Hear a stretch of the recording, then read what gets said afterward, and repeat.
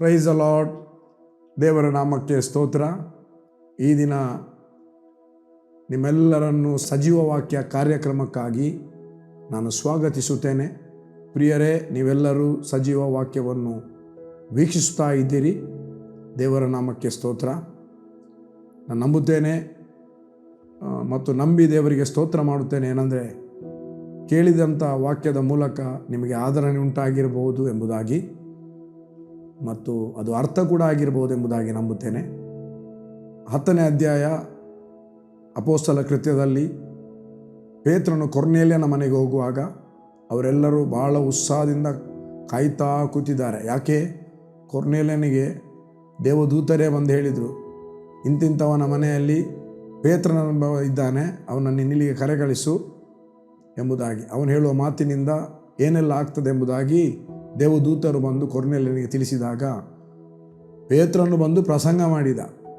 ಸತ್ಯವೇದ ಹೇಳ್ತದೆ, ಅವನು ಇನ್ನೂ ಪ್ರಸಂಗ ಮಾಡುತ್ತಿರುತ್ತಲ್ಲ ಇರುವಾಗ ಮುಗಿಲಿಲ್ಲ ಪ್ರಸಂಗ.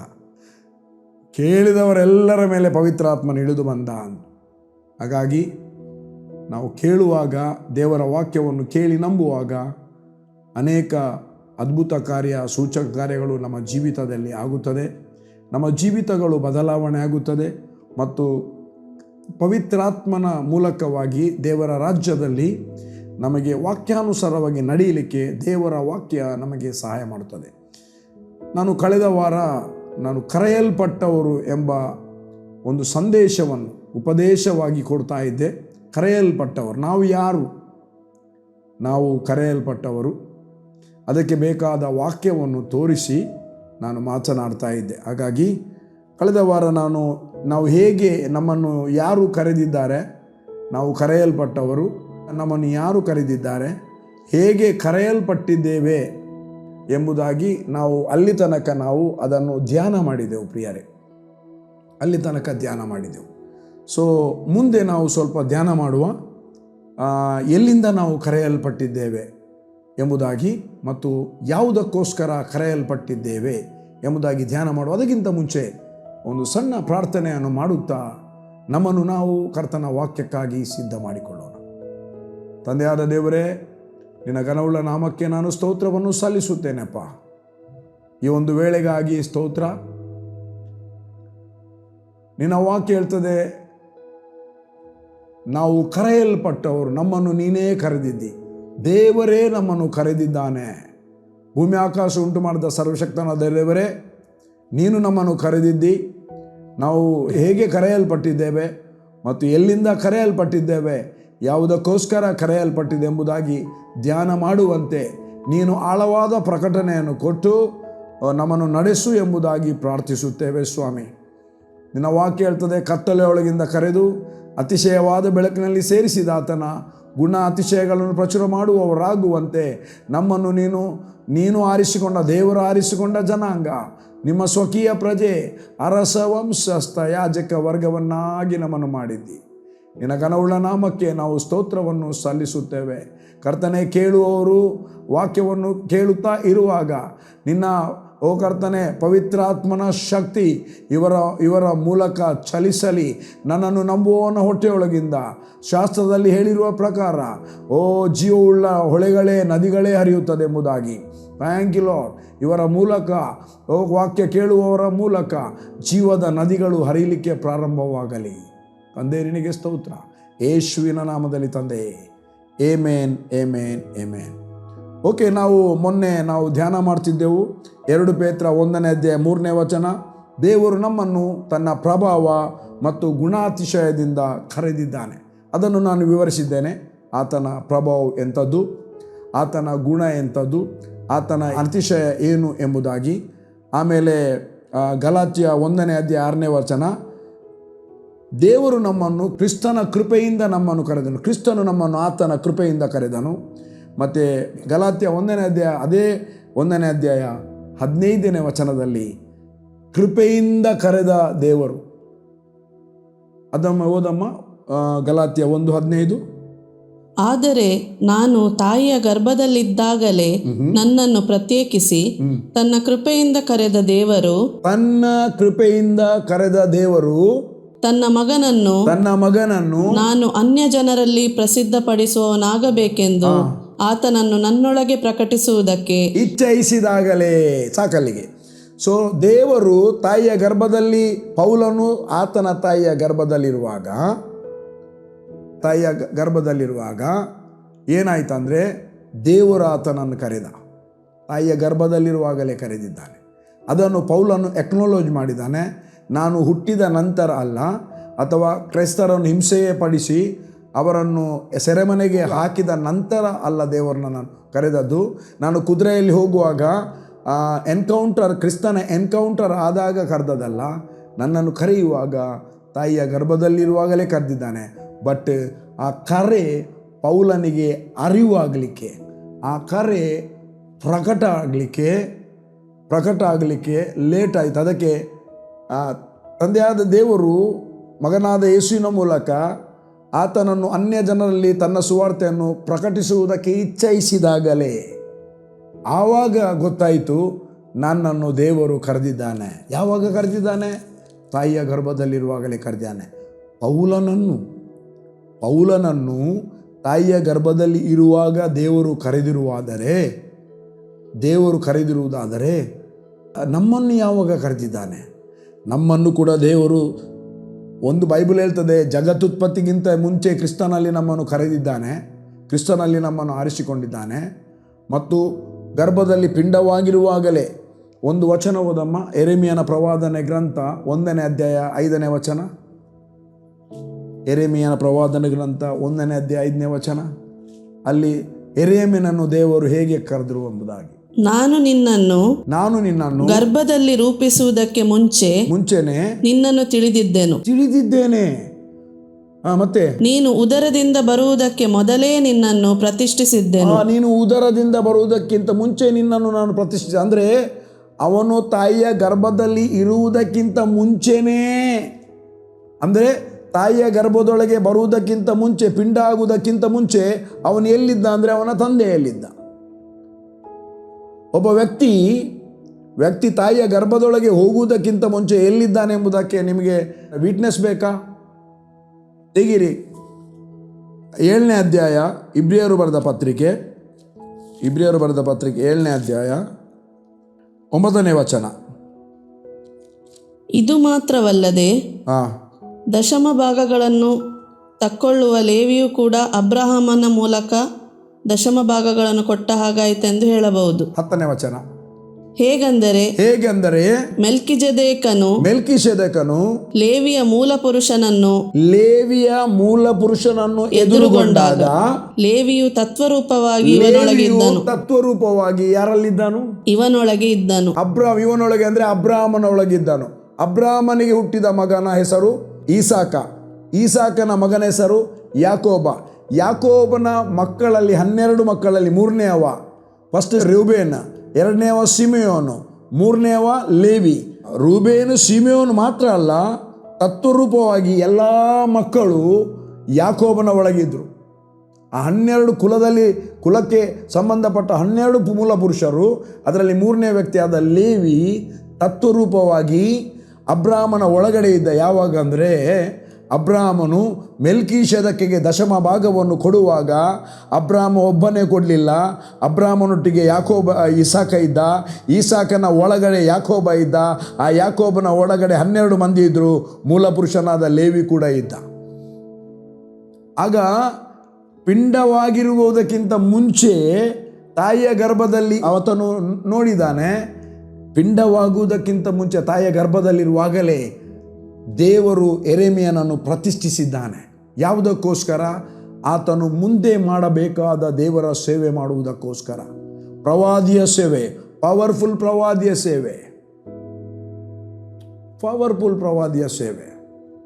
ಮಾಡುವುದಕ್ಕೋಸ್ಕರ ಆತನನ್ನು ದೇವರು ಕರೆದಿದ್ದಾನೆ, ಆರಿಸಿಕೊಂಡಿದ್ದಾನೆ. ನನ್ನ ಪ್ರಿಯ ದೇವಜನರೇ, ಹಾಗಾದರೆ ನಮ್ಮನ್ನು ಮತ್ತು ನಿಮ್ಮನ್ನು ದೇವರು ಕರೀಲಿಲ್ಲವ? 100ಕ್ಕೆ 100% ಕರೆದಿದ್ದಾನೆ. ಆರಿಸಲಿಲ್ಲವ?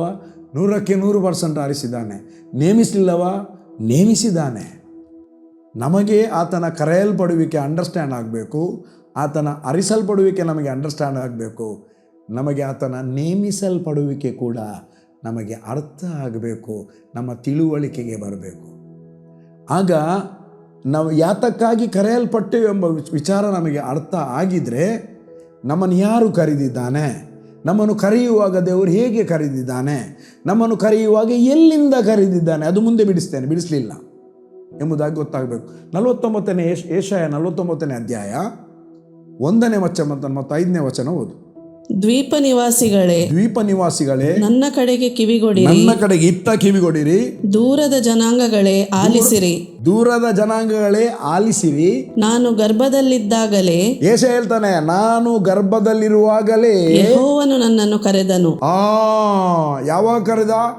9 ತಿಂಗಳು ಗರ್ಭದಲ್ಲಿ ಇದ್ದು ಹೊರಗೆ ಬಂದು ಒಂದು 30 ವರ್ಷ ಆದ ಮೇಲೆ ಕರೆದದಲ್ಲ.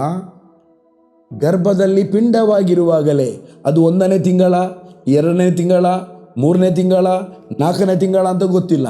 ಬಟ್ ಭ್ರೂಣಾವಸ್ಥೆಗೆ ಬಂದ ಆ ತಾಯಿಯ ಗರ್ಭದಿಂದ ಹೊರಗೆ ಬರುವ ಆ ಅಂತರದಲ್ಲಿ ದೇವರು ಯೆಶಾಯನನ್ನು ಕರೆದಿದ್ದಾನೆ.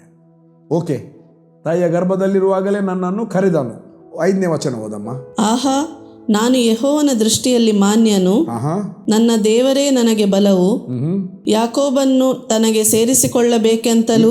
ಕೇಳಿ, ಯಾಕೋಬನನ್ನು ಅಂದರೆ ಯಾಕೋಬ್ ಅಂದರೆ ಇಸ್ರಾಯೇಲರಿಗೆ ಹೇಳೋದು. ಯಾಕೋಬನ್ನು ತನ್ನ ಕಡೆಗೆ ಸೇರಿಸಿಕೊಳ್ಳಬೇಕೆಂತಲೂ, ಇಸ್ರಾಯೇಲು ತನ್ನ ಕಡೆಗೆ ಕೂಡಿ ಬರಬೇಕಂತಲೂ. ಇಸ್ರಾಯೇಲು, ಯಾಕೋಬ ಅಂದರೆ ಮೋಸಗಾರ. ಇಸ್ರಾಯೇಲರು ದೇವರನ್ನು ಬಿಟ್ಟು ಅಗಲಿದಾಗ ಅವರಿಗೆ ಯಾಕೋಬ್ ಎಂಬುದಾಗಿ ಅಲ್ಲಿ ಕರೆಯಲ್ಪಟ್ಟಿದೆ. ಇಸ್ರಾಯೇಲು ತನ್ನನ್ನು ನಿಜವಾಗಿ ಒಪ್ಪಿಕೊಂಡ ಯಾಕೋಬ, ನಾನು ಯಾಕೋಬನೆಂಬುದಾಗಿ, ಆಗ ಅವನ ಹೆಸರನ್ನೇ ದೇವರು ಮಾರ್ಪಡಿಸಿದರು. ನೀನು ಇಂದಿನಿಂದ ಯಾಕೋಬನಲ್ಲ, ನೀನು ಇಸ್ರಾಯೇಲ್ಯನು ಎಂಬುದಾಗಿ ಎಣಿಸಲ್ಪಡುವಿ ಎಂಬುದಾಗಿ ದೇವರು ಅವನನ್ನು ಇಸ್ರಾಯೇಲ್ಯನಾಗಿ ಹೆಸರು ಬದಲಾಯಿಸಿ ಆಶೀರ್ವದಿಸಿದ. ಅದು ಪೆನಿಯಲ್ನಲ್ಲಿ. ಅಂದರೆ ಯಾಕೋಬನ್ನು ತನ್ನ ಕಡೆಗೆ ಬರಮಾಡಬೇಕೆಂಬುದಾಗಿಯೂ, ಆ ದೇವರ ಜನಾಂಗವನ್ನು ದೇವರ ಕಡೆಗೆ ಬರಮಾಡಬೇಕೆಂಬುದಾಗಿಯೂ, ಮತ್ತೆ ಇಸ್ರಾಯೇಲು ತನ್ನ ಕಡೆಗೆ ಕೂಡಿ ಬರಬೇಕಂತಲೂ, ಇಸ್ರಾಯೇಲ್ಯರೆಲ್ಲರೂ ದೇವರ ಕಡೆಗೆ ಕೂಡಿ ಬರಬೇಕೆಂದಲೂ, ಆತನು ಗರ್ಭದಲ್ಲಿಯೇ ನನ್ನನ್ನು, ದೇವರು ಯೆಶಾಯನನ್ನು ಗರ್ಭದಲ್ಲಿಯೇ ತನ್ನ ಸೇವಕನನ್ನಾಗಿ ರೂಪಿಸಿದನಲ್ಲವೇ. ಇವತ್ತು ಸೇವಕರು ಹೊರಗೆ ಬಂದ ಮೇಲೆ ಸೇವಕ ಆಗುವುದಲ್ಲ. ಸೇವಕನಾಗಿರುವಂಥ, ಪ್ರವಾದಿಯಾಗಿರುವಂಥ ಯೆಶಾಯನನ್ನು ದೇವರು ತಾಯಿಯ ಗರ್ಭದಲ್ಲಿರುವಾಗ ಕರೆದ. ನನ್ನ ಪ್ರಿಯ ದೇವಜನರೇ, ತಾಯಿಯ ಗರ್ಭದಲ್ಲಿರುವಾಗಲೇ ದೇವರು ಆತನನ್ನು ಕರೆದ. ಅಷ್ಟು ಮಾತ್ರ ಅಲ್ಲ, ದೇವರು ಆತನನ್ನು ಸೇವಕನನ್ನಾಗಿ ಪ್ರತಿಷ್ಠೆ ಪಡಿಸಿದ.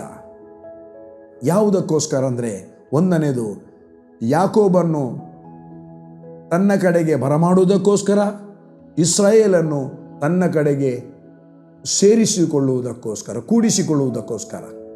2 ಉದ್ದೇಶ. ಆ 2 ಉದ್ದೇಶವನ್ನು ಮಾಡುವುದಕ್ಕೋಸ್ಕರ ದೇವರು ಒಬ್ಬನನ್ನು, ಪ್ರವಾದಿಯಾದ ಯೆಶಾಯನನ್ನು ಆತನು ಆರಿಸಿದ. ನನ್ನ ಪ್ರಿಯ ದೇವಜನರೇ, ಹಾಗಾದರೆ ಕರೆದದ್ದು ಹೇಗೆ ಕರೆದ, ಇದು ಬಹಳ ಪ್ರಾಮುಖ್ಯ. ಯೆಶಾಯನನ್ನು ಕರೆದ ವಿಧಾನ ನೋಡಿ, ಪೌಲನನ್ನು ಕರೆದ ವಿಧಾನ ನೋಡಿ, ಮತ್ತು ಯೆರೆಮೀಯನನ್ನು ಕರೆದ ವಿಧಾನ ನೋಡಿ. ಅಷ್ಟು ಮಾತ್ರ ಅಲ್ಲ, ಬಲೆ ಬೀಸುತ್ತಿರುವಂಥ ಜಾಗದಲ್ಲಿ ಬಲೆಗಳನ್ನು ಸರಿ ಮಾಡುತ್ತಿರುವಾಗ ದೇವರು ಅಪೋಸ್ತಲರಾಗುವುದಕ್ಕೋಸ್ಕರ ಪೇತ್ರನನ್ನು, ಯಾಕೋಬನನ್ನು, ಆಂದ್ರೇಯನನ್ನು, ಯೋಹಾನನ್ನು ಕರೆದ. ಮತ್ತಾಯ ಸುಂಕ ವಸೂಲಿ ಮಾಡುತ್ತಿರುವಾಗ ಅವನನ್ನು ಕರೆದ. ನತಾನಿಯೇಲ್ ಒಂದು ಮರದ ಅಡಿಯಲ್ಲಿ ನಿಂತುಕೊಂಡಿರುವಾಗ ಆತನನ್ನು ಕರೆದ. ನತಾನಿಯೇಲ್ ಇನ್ನೊಂದು ಹೆಸರು ಬಾರ್ತಲೋಮಾಯ ಎಂಬುದಾಗಿ. They are both are same. Nathanael ಹೇಳ್ತಾನೆ, ಇವನಲ್ಲಿ ಕಪಟವಿಲ್ಲ, ಈತನು ಕಪಟವಿಲ್ಲದವನು, ನಿಜವಾದ ಇಸ್ರಾಯೇಲ್ಯನು. ನಿಜವಾದ ಇಸ್ರಾಯೇಲ್, ಕಪಟವಿಲ್ಲ. ನಿಜವಾದ ದೇವರ ಮಕ್ಕಳಲ್ಲಿ ಕಪಟ ಇರುವುದಿಲ್ಲ. ದೇವರ ಮಕ್ಕಳು ಅಂದರೆ ಕಪಟ ಇಲ್ಲದವರು. ಅದಕ್ಕೆ ಯೇಸು ಹೇಳ್ತಾನೆ, ದೇವರ ಮಕ್ಕಳೆಂಬ ಹೆಸರನ್ನು ಯೋಹಾನ ಬರೆದದ್ದು ತನ್ನ ಪತ್ರಿಕೆಯಲ್ಲಿ. ದೇವರ ಮಕ್ಕಳೆಂಬ ಹೆಸರನ್ನು ತಂದೆ ನಮಗೆ ಕೊಡುವುದರಲ್ಲಿ ತಂದೆ ನಮ್ಮ ಮೇಲೆ ಎಂಥ ಮಮತೆಯನ್ನು ಇಟ್ಟಿದ್ದಾರೆ ನೋಡಿರಿ. ಆ ದೇವರ ಮಕ್ಕಳು ಅಂದರೆ ಅದರ ಅರ್ಥ, ಹೇಗೆ ಕರ್ತನಾದ ಯೇಸು ಇದ್ದಾನೆ ಹಾಗೆ ಇರುವವರು. ಕರ್ತನಾದ ಯೇಸುವಿಗೆ ಆತನಿಗಿದ್ದಂಥ ಮನಸ್ಸೇ ದೇವರ ಮಕ್ಕಳಿಗಿರಲಿಕ್ಕೆ. ಕರ್ತನಾದ ಯೇಸು ಕಪಟಿ ಅಲ್ಲ, ನೀತಿವಂತನು. ಹಾಗೆ ಕಪಟ ಇಲ್ಲದ ಹೃದಯ. ನನ್ನ ಪ್ರಿಯ ದೇವಜನರೇ, ಹೇಗೆ ಕರೆಯಲ್ಪಟ್ಟಿದ್ದೇವೆ. ಇನ್ನೊಂದು ವಚನ ಓದುವ, 2 ಥೆಸಲೋನಿಕ 2ನೇ ಅಧ್ಯಾಯ 14ನೇ ವಚನ. ಹೇಗೆ, ಯಾವುದರ ಮುಖಾಂತರ ನಮ್ಮನ್ನು ಕರೆದನು ಅಥವಾ ಹೇಗೆ ನಮ್ಮನ್ನು ಕರೆದನು ಎಂಬುದಾಗಿ ನಾವು ಓದುವ. ನಾವು ಹೀಗೆ ರಕ್ಷಿಸಲ್ಪಟ್ಟು ನಮ್ಮ ಕರ್ತನಾದ ಯೇಸುಕ್ರಿಸ್ತನ ಪ್ರಭಾವವನ್ನು ಸಂಪಾದಿಸಿಕೊಳ್ಳಬೇಕೆಂಬುದು ದೇವರು ನಮ್ಮ ಸುವಾರ್ತೆಯ ಮೂಲಕವಾಗಿ ನಿಮ್ಮನ್ನು ಜನರನ್ನು ಕರೆದಾಗ ಎಷ್ಟು ಚಂದ ಮಾಡಿ ಎಕ್ಸ್ಪ್ಲೇನ್ ಕೊಡ್ತಾನೆ ಪೌಲನು 2ನೇ ಥೆಸಲೋನಿಕದಲ್ಲಿ. ಪುನಃ ಓದಮ್ಮ. ನೀವು ಹೇಗೆ ರಕ್ಷಿಸಲ್ಪಟ್ಟಿದ್ದೀರಿ ನಿಮಗೆ ಗೊತ್ತುಂಟು. ಹೀಗೆ ರಕ್ಷಿಸಲ್ಪಟ್ಟು ನಮ್ಮ ಕರ್ತನಾಗಿರುವ ಯೇಸು ಕ್ರಿಸ್ತನ ಪ್ರಭಾವವನ್ನು ಸಂಪಾದಿಸಿಕೊಳ್ಳಬೇಕೆಂದು ದೇವರು ನಮ್ಮ ಸುವಾರ್ತೆಯ ಮೂಲಕವಾಗಿ ನಮ್ಮ ಕರ್ತನಾಗಿರುವ ಯೇಸು ಕ್ರಿಸ್ತನ ಪ್ರಭಾವ. ಆತನು ಕರೆದದ್ದು ತನ್ನ ಪ್ರಭಾವದ ಮೂಲಕ. ಈಗ ಕರೆದದ್ದು ಆತನ ದೇವರ ಮಗನಾಗಿರುವ ಯೇಸು ಕ್ರಿಸ್ತನ ಪ್ರಭಾವವನ್ನು ನಾವು ಸಂಪಾದಿಸಿಕೊಳ್ಳಬೇಕೆಂಬುದಾಗಿಯೂ ದೇವರು ನಮ್ಮ ಸುವಾರ್ತೆಯ ಮೂಲಕವಾಗಿ ನಿಮ್ಮನ್ನು ಕರೆದನು. ಅಪೋಸ್ತಲ ಪೌಲ ಮತ್ತು ಪೇತ್ರ, ಯಾಕೋಬ, ಯೋಹಾನ, ಈಗ ನಮ್ಮೆಲ್ಲರ ಸುವಾರ್ತೆಯ ಮೂಲಕ ನಿಮ್ಮನ್ನು ಕರೆದನು. ನಮ್ಮನ್ನು ಸುವಾರ್ತೆಯ ಮೂಲಕ ಕರೆದಿದ್ದಾನೆ. ಅಲ್ಲಿಂದ ನೇರ ಜಾನ್ ಬಾ ಅಂತ ಕರೀಲಿಲ್ಲ, ಕರೆದದ್ದು ಹಾಗೇನೆ. ಬಟ್ ಇನ್ನೊಬ್ಬನ ಮೂಲಕ ಸುವಾರ್ತೆಯನ್ನು ಕಳಿಸಿ ಆ ಸುವಾರ್ತೆ ನಮಗೆ ತಲುಪುವಂತೆ ಮಾಡಿ ಅವನು ಆ ಸುವಾರ್ತೆ ನಮಗೆ ಸಾರಿ ಪವಿತ್ರಾತ್ಮನು ನಮ್ಮ ಒಳಗಡೆ ಬಂದು ಅವನಲ್ಲಿರುವಂಥ ವಾಕ್ಯದಿಂದ ಹೊರಡುವ ಪವಿತ್ರಾತ್ಮನ ಶಕ್ತಿಯ ಮೂಲಕವಾಗಿ ನಾವು ಆ ಸುವಾರ್ತೆಯನ್ನು ಅಂಗೀಕರಿಸಿದೆವು, ಹೃದಯದಿಂದ ನಂಬಿದೆವು, ರಕ್ಷಣೆ ಹೊಂದಿದೆವು. ಅದೇ ಸುವಾರ್ತೆಯ ಮೂಲಕ ನಮ್ಮನ್ನು ತನ್ನ ಸೇವೆಗೇನೂ ಕೂಡ ಕರೆದು ಬಿಟ್ಟ. ಆತನ ಉದ್ದೇಶವನ್ನು ನೆರವೇರಿಸಕ್ಕಾಗಿ ಕರೆದು ಬಿಟ್ಟ. ಪ್ರತಿಯೊಬ್ಬರನ್ನು ಕರೆದದಕ್ಕೆ ನಮ್ಮ ಕರ್ತನಾದ ಯೇಸುವಿನಲ್ಲಿ ಒಂದು ಉದ್ದೇಶ ಇತ್ತು. ಸುಮ್ಮನೆ ಕರೆಯಲಿಲ್ಲ, ಟೈಮ್ ಪಾಸ್ಗೆ ನಮ್ಮನ್ನು ಕರೆಯಲಿಲ್ಲ, ನಮ್ಮ ಉದ್ದೇಶವನ್ನು ಮಾಡಲಿಕ್ಕೆ ಕರೆಯಲಿಲ್ಲ. ಎಫೆಸದವರಿಗೆ ಬರೆದ ಪತ್ರಿಕೆ 1ನೇ ಅಧ್ಯಾಯ 16, 17, 18ರಲ್ಲಿ ಓದುವಾಗ ಬರುತ್ತೆ. ಓದಮ್ಮ. 17ರಲ್ಲಿ ಉಂಟದು. ದೇವ ಜನರೆಂಬ ಆತನ ಸ್ವಾಸ್ಥ್ಯದ ಮಹಿಮೆ. ನಮ್ಮ ಕರ್ತನಾದ ಯೇಸು ಕ್ರಿಸ್ತನ ದೇವರು ಪ್ರಭಾವಶಾಲಿಯಾದ, ಅದು ಓದು. 17ರಿಂದ ಓದು. ನಮ್ಮ ಕರ್ತನಾದ ಯೇಸು ಕ್ರಿಸ್ತನ ದೇವರು ಪ್ರಭಾವ ಸ್ವರೂಪನಾದ ತಂದೆಯೂ ಆಗಿರುವಾತನು ತನ್ನ ವಿಷಯವಾಗಿ ತಿಳುವಳಿಕೆಯನ್ನು ಕೊಟ್ಟು, ಯಾರ ವಿಷಯವಾಗಿ? ತಂದೆಯಾದ ದೇವರ ವಿಷಯವಾಗಿ ತಿಳುವಳಿಕೆಯನ್ನು ಕೊಟ್ಟು, ಇದುವರೆಗೆ ಗುಪ್ತವಾಗಿದ್ದ ಸತ್ಯಾರ್ಥಗಳನ್ನು ತಿಳುಕೊಳ್ಳುವ ಜ್ಞಾನವುಳ್ಳ ಆತ್ಮವನ್ನು ನಿಮಗೆ ದಯಪಾಲಿಸಬೇಕೆಂದು ಪ್ರಾರ್ಥಿಸುತ್ತೇನೆ. ಇದು ಪೌಲನ ಪ್ರಾರ್ಥನೆ. ಇಂಥ 100 ಅವನಿಗೊಂದು 50 ಕೋಟಿ ಬರಲಿ, 10 ಕೋಟಿ ಬರಲಿ, 3 ಮಾಳಿಗೆಯ ಬಿಲ್ಡಿಂಗ್ ಆಗಲಿ, ಇಲ್ಲ. ಈ ಒಂದು ಜ್ಞಾನ ಉಂಟಾದರೆ ಎಲ್ಲ ಆಗ್ತದೆ. ಪೌಲನ ಪ್ರಾರ್ಥನೆ ಡಿಫ್ರೆಂಟ್. ಕೊಲೊಸ್ಸದವರೆಗೆ 1ನೇ ಅಧ್ಯಾಯದಲ್ಲಿ ಒಂದು ಪ್ರಾರ್ಥನೆ ಮಾಡಿದ್ದಾನೆ, ಸೂಪರ್ ಪ್ರೇಯರ್. ಬಟ್ ಈ ಪ್ರಾರ್ಥನೆಯನ್ನು ಓದುವ, ಮುಂದೆ ಓದಮ್ಮ. ಆತನು ನಿಮ್ಮ ಮನೋನೇತ್ರಗಳನ್ನು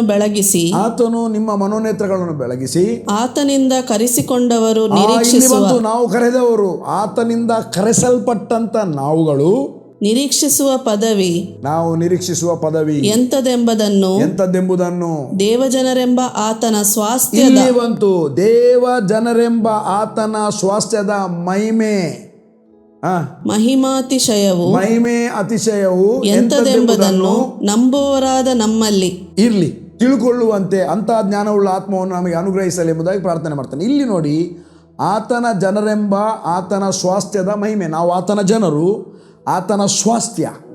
ಹಾಗಾದರೆ ನಮ್ಮನ್ನು ದೇವರು ಸುವಾರ್ತೆಯ ಮೂಲಕ ರಕ್ಷಿಸಿದು ಮತ್ತು ಸೇವೆಯನ್ನು ಕೊಟ್ಟದು ನಮ್ಮ ಎಜೆಂಡವನ್ನು ನೆರವೇರಿಸಲಿಕ್ಕೆ ಅಲ್ಲ, ಅಲ್ಲವೇ ಅಲ್ಲ. ನೀವು ಸಹ ಹಾಗೆ ಹೇಳಿ ನನ್ನೊಂದಿಗೆ ನಮ್ಮ ಎಜೆಂಡವನ್ನು ಮಾಡಲಿಕ್ಕೆ ಅಲ್ಲ. ಮತ್ತು ಏನಕ್ಕೆ ಅಂದರೆ ದೇವರ ಚಿತ್ತವನ್ನು, ದೇವರ ಉದ್ದೇಶವನ್ನು, ದೇವರ ಯೋಜನೆಯನ್ನು ಭೂಲೋಕದಲ್ಲಿ ನೆರವೇರಿಸಲಿಕ್ಕೆ ದೇವರು ಸಭೆಯನ್ನು ಪ್ರಾರಂಭಿಸಿದ.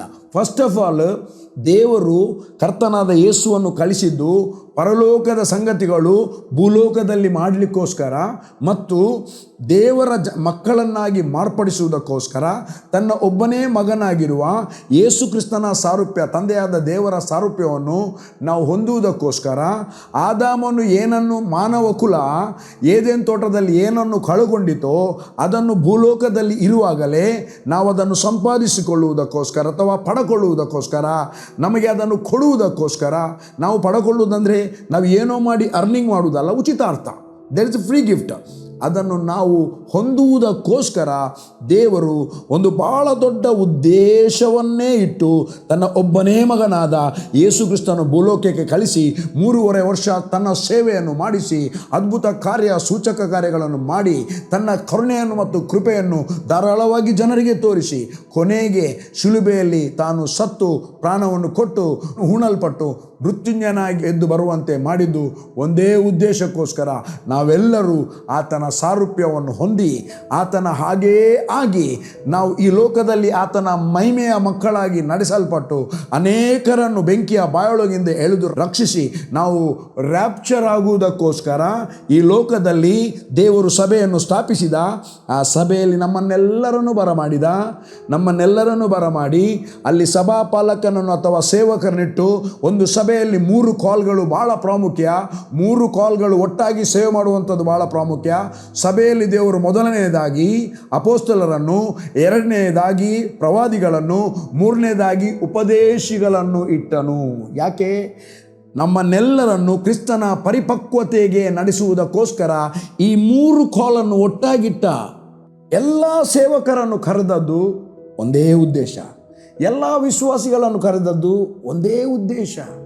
No any other purpose. ನಾನು ಹೇಳಿದೆ ದೇವರೇ ನಮ್ಮನ್ನು ಕರೆಯುವಾಗ ಹೇಗೆ ಕರೆದ ಅಂತ ನೋಡಿ. ಸೊ ಈ 3 ಕರೆ ಒನ್ ಮೈಂಡಲ್ಲಿ ಅನ್ಯೋನ್ಯತೆಯಲ್ಲಿ ಐಕ್ಯತೆಯಲ್ಲಿ ಮುಂದೆ ಹೋಗುವಾಗ ಜನರು ಕಿತ್ತುಕೊಂಡು ಬರ್ತಾರೆ, ಸಭೆಗೆ ಕಿತ್ತುಕೊಂಡು ಬರ್ತಾರೆ, ಯಾವ ವೇರಿಯೇಷನ್ ಇಲ್ಲದೆ. ಅಪೋಸ್ತಲನ ಸೇವೆ ಅಪೋಸ್ತಲ ಮಾಡ್ತಾನೆ, ಪ್ರವಾದಿಯ ಸೇವೆ ಪ್ರವಾದಿ ಮಾಡ್ತಾನೆ, ಉಪದೇಶ ಸೇವೆ ಉಪದೇಶಿ ಮಾಡ್ತಾನೆ. 3 ಒಟ್ಟಾಗಿ ಸೇರಿ ಸೇವೆಯನ್ನು ಮಾಡುವಾಗ ಆ ಒಂದು ಮಿಷನರಿ ವರ್ಕ್ ಆ ಪರಿಪಕ್ವತೆಗೆ ದೇವರಿಗೆ ಸ್ತೋತ್ರ. ಇಲ್ಲಿಗೆ ಮಂಗಳೂರಿಗೆ ಮಿಷನರಿಗಳು 3 ಬಂದದು, 3 ಒಟ್ಟು ಬಂದರು. ಆ 3 ಇಡೀ ಮಂಗಳೂರು ಮತ್ತು ಉಡುಪಿ ಜಿಲ್ಲೆ ಅಲ್ಲಿಂದ ಎಲ್ಲೆಲ್ಲಿಗೆ ಹೋಗಿ ಆಗ ಎಷ್ಟು ಸಭೆಗಳನ್ನು ಕಟ್ಟಿದರು, ಎಷ್ಟು ಲ್ಯಾಂಡ್ ಪರ್ಚೇಸ್ ಮಾಡಿದರು, ಸ್ಕೂಲ್ಸು ಅವರೊಟ್ಟಿಗೆ ಬಂದವರು ಸ್ಕೂಲ್ಸ್ ಮಾಡಿದರು, ಹಾಸ್ಪಿಟಲ್ ಮಾಡಿದರು. ವಾವ್, ಎಂಥ ಒಂದು ಒಗ್ಗಟ್ಟಿನ ಸೇವೆ! ಇದು ದೇವರ ಉದ್ದೇಶ. ನನ್ನ ಪ್ರಿಯ ದೇವಜನರೇ, ಇಲ್ಲಿ ನಾವು ಎಲ್ಲಿಂದ ಕರೆಯಲ್ಪಟ್ಟಿದ್ದೇವೆ? ಈಗ ನಾವು ನೋಡುವ, ನಾವು ಎಲ್ಲಿಂದ ಕರೆಯಲ್ಪಟ್ಟಿದ್ದೇವೆ. ಇದನ್ನು ನಾನು ಆಗ ಹೇಳಿದ್ದನ್ನು, ಆ ಒಂದು ಸಭೆಯನ್ನು ದೇವರು ಮಾಡಿದಂಥ ಉದ್ದೇಶ, ಅದು ನೆಕ್ಸ್ಟ್ ಸಭೆಯ ಬಗ್ಗೆ ಮಾತನಾಡುವಾಗ ಮಾತಾಡ್ತಾರೆ. It is very beautiful, fantastic. Roman 9ನೇ ಅಧ್ಯಾಯ 24ನೇ ವಚನ ಓದಮ್ಮ.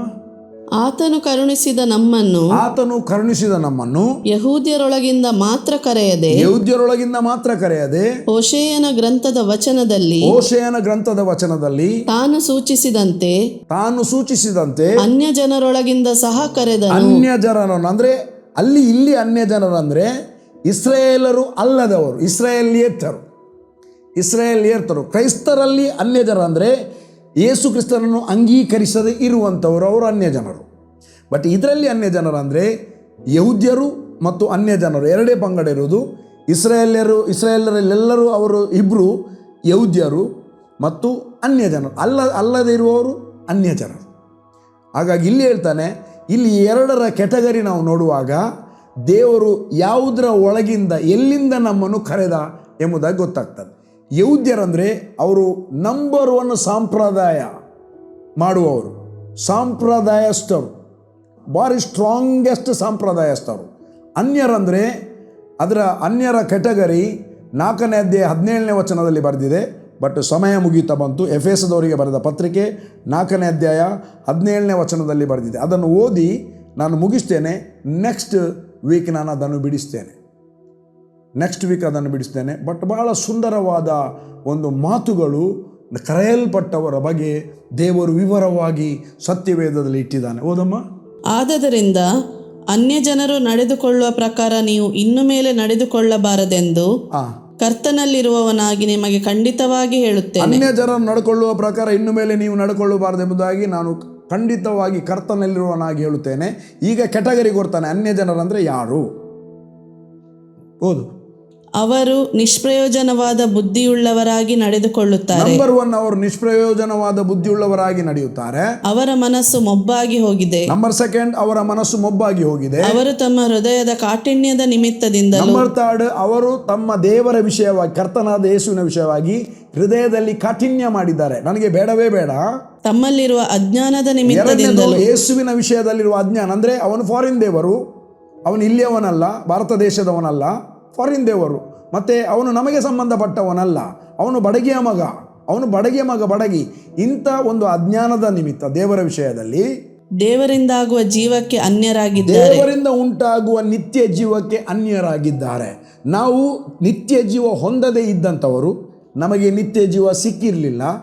ಮತ್ತು ಕೆಲವರು ಯಹೂದ್ಯರೊಳಗಿಂದ ರಕ್ಷಣೆ ಹೊಂದಿದ್ದಾರೆ. ಯಹೂದ್ಯರಿಗೆ ಯೇಸುವನ್ನು ಅಂಗೀಕಾರ ಮಾಡುವುದಂದರೆ ಅದು ಪಾಷಾಂಡ ಮತ.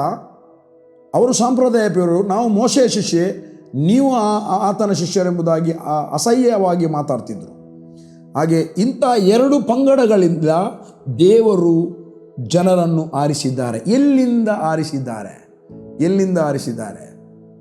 ಹಾಗಾಗಿ ಅನ್ಯರು ಮತ್ತು ಯಹೂದ್ಯರೊಳಗೆ, ಯಹೂದ್ಯರಂದರೆ ನೇಮನಿಷ್ಠೆಗಳಲ್ಲಿ ಭಯಂಕರ ಸ್ಟ್ರಾಂಗ್, ಸಂಪ್ರದಾಯ ಮತ್ತು ಧರ್ಮಶಾಸ್ತ್ರವನ್ನು ಅವರು ಅನುಸರಿಸಿ ನಡೆಯುವಂಥವ್ರು. ಅದಕ್ಕಾಗಿ ಪ್ರಿಯರೇ, ಸಮಯ ಆಯಿತು ಮುಗಿಸುವ.